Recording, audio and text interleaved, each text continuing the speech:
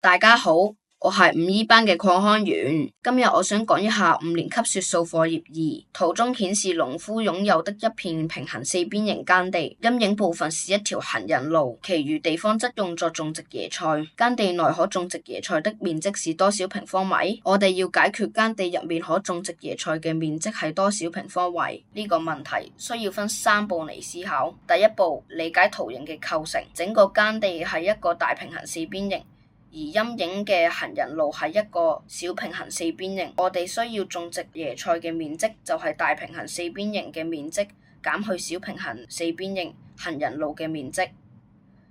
第二步，運用平行四邊形嘅面積公式，平行四邊形嘅面積等於底乘高。第三步，確定兩個平行四邊形嘅底同高，計算面積。對於大平行四邊形，高係21米，對應嘅底係17米。注意，高係垂直於底嘅線段長度。圖中虛線標注嘅21米就係大平行四邊形嘅高，所以平行四邊形另一條邊長24米對計算面積是多餘嘅數據，因此大平行四邊形嘅面積等於17乘21。對於小平行四邊形，行人路底係5米。高同大平行四邊形嘅高相同，因為行人路係大耕地內部，高都係21米，所以小平行四邊形嘅面積等於5乘21。最後計算種菜嘅面積，種菜面積等於大平行四邊形面積總面積減小平行四邊形面積行人路面積，即